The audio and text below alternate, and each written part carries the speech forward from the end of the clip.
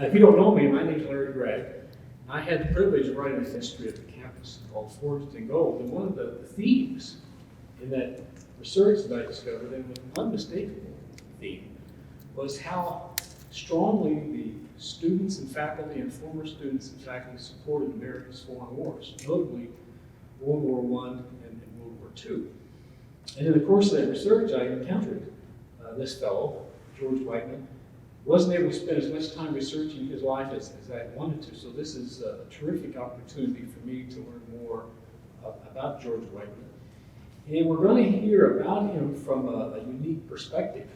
We're going to hear about him from the perspective of his Aunt Mildred, who is being portrayed today by Kathleen Boswell. And she is here through a partnership of the State Historical Society of Missouri and the Missouri S&T. So without further ado, here's Aunt Mildred.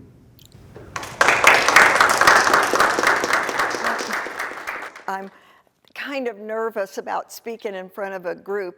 In fact, when my children, Harvey and Ruth, found out that I was coming today, they said, "Oh, Mama, you can't go, you'll embarrass yourself." And I don't know if I should say they were appalled or aghast at the idea, but they weren't very supportive about it. But I told them I simply must get over being afraid of doing things, because telling George's story is so important that I have to make myself get out there and do it. So anyway, I am so flustered I even forgot to introduce myself. My name is Mildred Whiteman Rogers, and I'm very proud to say I am the aunt of George, Second Lieutenant George Allison Whiteman.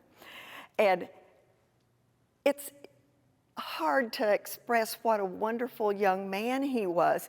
He was the oldest of my brother, John, and his wife, Early's 10 children. Count them, 10 children. And I think there's always something a little extra special about the firstborn. Everybody dotes on him a little bit more. And we could tell right from the beginning he was a very smart young man. He was always wanting to know how things work, taking things apart, seeing what was inside, asking what will happen now if we do this. I can tell you his mama was very glad when he was able to finally go to school and the teacher could answer those questions for him all day long, because by then she had 3 more little ones at home. So it's not me just bragging about how smart he was either, because twice during his grade school years, he got advanced ahead a grade to keep him from being so bored in school. So he ended up graduating from Smith Cotton High School when he was just 15 and a half. Once he learned to read, he was reading all the time. His favorite thing, of course, was to read about those World War I flying aces. And pretty soon, only thing he wanted to do in life was to be a pilot. Of course, all of us earthbound mortals decided that was kind of a strange thing for somebody in our family to want to do. Well, one of his neighbors was talking to me one day about they remembered him going to school, being a year or 2 older than them, and the family lived in a little bitty house. I don't know how they ever had all those children piled up in there at night, but anyway, it was close to where the MKT railroad tracks went through, and that went right up beside the high school.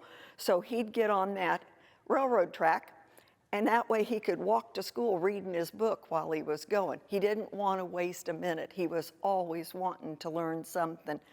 Well, when he graduated, he got a 1-year scholarship down to Rolla School of Mines, and I can't tell you how proud we all were. He was the very first one in our family to be going to college. Well, as you could well imagine, in the 30s and a family of 10 and in a small rural town like Sedalia, there wasn't much chance for his family to make money, and none of the rest of us had any to send him. But he made that scholarship in Rolla last for 2 years. He did any job he could dream up. He helped, he worked, what was it they called it? Oh yeah, shoveling coal in the furnace at the power plant. He finally had to leave school though, and so what he decided he should do maybe is get in the military.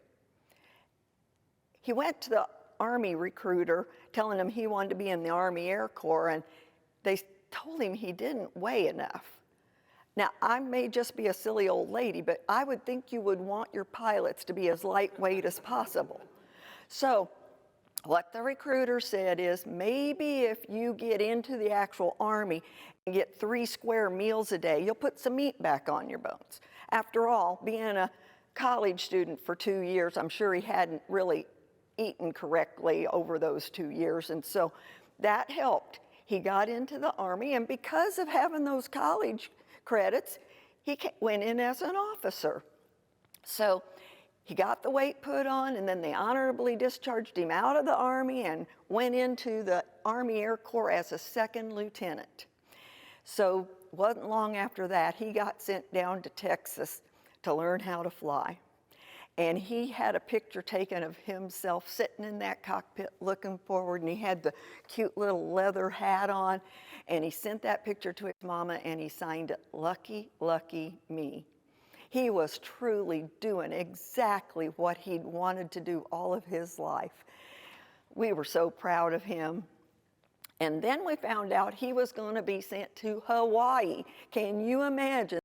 When I've seen the pictures of him in his uniform, I thought, oh my gracious, those girls in Hawaii are going to be crazy for him. He was just so cute. Well, he sent a few letters back to his mom and papa, and he couldn't tell them very much, but there was one time he said something about those young men that he was in charge of just weren't very serious. He was 21 and they were 18, but he called them those boys. You know, he was just absolutely serious about it. He was so passionate about flying and being in the military. Well, I think you know probably where this story is going, because everybody will always remember December 7th, 1941. And we weren't too concerned when we first heard the news on the radio that Pearl Harbor had been bombed, but because we were thinking, well, he wasn't in the harbor, he wasn't on a ship, he was over here at a base. I found out my sister-in-law's radio was broken, and my brother was out in St. Louis working, so I'd let her know what had happened. But like I said, we weren't real concerned. We were still breathing and thinking things were going to be okay. And it was pretty late that evening when she finally got the telegram, "We regret to inform you."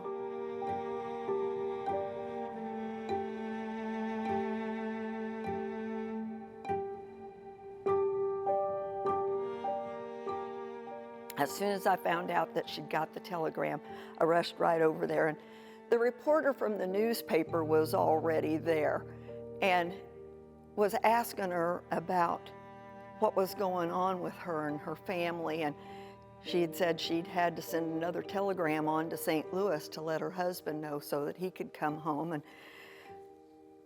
she was so stoic, I don't even know exactly how she could do that. I know I couldn't have held it together so good, but she said, if we want to win this war, we're going to have to be prepared to make sacrifices, and it could happen anywhere, anytime. Oh, my goodness. It was so hard trying to have a funeral. Our pastor there at our church did a nice little service, but without the body in the casket there, it just didn't seem complete. We struggled to really understand this. It was only a little while after we got more details, one from a letter from one of his friends and then also from the military, that he hadn't gotten in a plane at the base that he was at because to keep him safe from saboteurs, they'd put all the planes real close together in a group so that they could guard them. So 1 or 2 Japanese bombs had just taken them all out. So that morning, George was already up and dressed while a lot of the other young men were still in bed. He saw those planes and he knew what was happening. And he jumped in a Jeep and drove a ways across the island to another base where some planes were still usable. And there were a couple young men getting ready to load more ammunition on, and he told them, "Get out of the way, I'm taking off." And he did, and they watched as he took off, and then they saw those Japanese planes turn and come back firing on him. And they said he took a lot of hits and was caught on fire and plummeted to the earth and crashed. And they ran right out there, but he was already dead. It wasn't until several years later, after the war, that the military sent his body back there to Sedalia, and we have him buried at one of the new cemeteries. And it's just been so hard every holiday, and I know every family in America practically knows somebody that was lost. But when you think about all those young men gone too soon, so we persevere and try to think about all the good things and how he knew he was doing exactly what he wanted to do. I wish you could have known our George, but let me end on a little bit of happier news. I am so excited to say that the Sedalia Army Air Corps Glider Base is going to be renamed in honor of our George. We just got word that his name has been picked. The base was sitting there next to, well, 20 miles away from Sedalia, so I don't know exactly why they call it the Sedalia Army Air Corps Base. But anyway, it's sitting there unused since World War II, and now that they formed an actual Air Force as its own branch of the military, they decided they needed a good base for it, and what better place than there, and what better name to give it. They had a little bit of a competition, and I hadn't heard about it in advance, but I heard that the Sedalia Democrat newspaper submitted George's name, and that's the one that was chosen. And we've been invited to the ceremony. There's going to be so many of his family there. I just can't even imagine how proud he would be knowing that even though he's been dead almost 15 years, that he's still being remembered, and that his name is going to be on that base. And all the young men who come through thereafter are going to be wondering who this George Whiteman was, and maybe they'll find out a little bit about him. Anyway, it's been a pleasure to tell you about my nephew. I hope I haven't bragged too much, but I sure wish you could have known our George. Thank you. All right, now, presto chango. One of the things I like to do is tell about how this adventure came to be. This book is called Just Like a Visit, and a lady in Sedalia named Betty Singer has most of her ancestors buried at a little tiny country church and cemetery called Mount Hermon. And this book lists every headstone in the cemetery and the obituary from their death and any little bit of a story, photos. It's fabulous. Well, she and her daughter, who's also written several great books about Sedalia, needed to get funding for a fence around that cemetery, and they decided, let's do a cemetery walk. So they called it Saluting the Silent City, and the 5 actors that were chosen to do the characters all in some way addressed the military. And Aunt Mildred, the real Aunt Mildred, died in 1966. She's the only Whiteman family member buried there. So my husband, what were you, Spanish-American War? Spanish-American War. There was a young sailor guy there, and his whole family's buried there, but tragically he was lost at sea when his ship went down. And then there was a couple other different wars. So everybody was from a different war. And it started on a Sunday afternoon about 2 o'clock, and every time 15 to 20 people were there, they started them and they went through the path. And we did the performance over 20 times that afternoon. And one of the last people to go through was a teacher over at Smithton, a real tiny school close to Sedalia. And she said, would I come and be part of their Veterans Day thing? Well, in the cemetery at my headstone, it was like you guys came to my house. And there's the 3-tiered kitchen cart with canisters and stuff. And I mentioned about the rationing of sugar and blah, blah, blah. Well, I have on just a cotton house dress, and I go to the school in this cotton house dress. The bleachers are full of the students, and the floor is full of chairs of active and retired military. And I thought, Aunt Mildred is spinning in her grave, embarrassed. No woman in the 40s, early 50s would have gone out without hat and gloves. So I started with a lady there in Sedalia that had a lot of vintage clothing and created this. And so since then, I've done the presentation quite a lot of times. So I usually get the question from somebody, are you really his aunt? No, honey, I'd be over 100. But it's been so rewarding. And the second thing after that Veterans Day thing in the spring, our Chamber of Commerce always does a wreath laying ceremony at George's grave. And of course, sometimes the B-2 is able to fly over. If not, they fly over in the missing man formation. And there's always somebody from the Whiteman family there. So that first year, I got invited to do this later in the day at the KD Depot. And I was standing there in a dress and hat by then.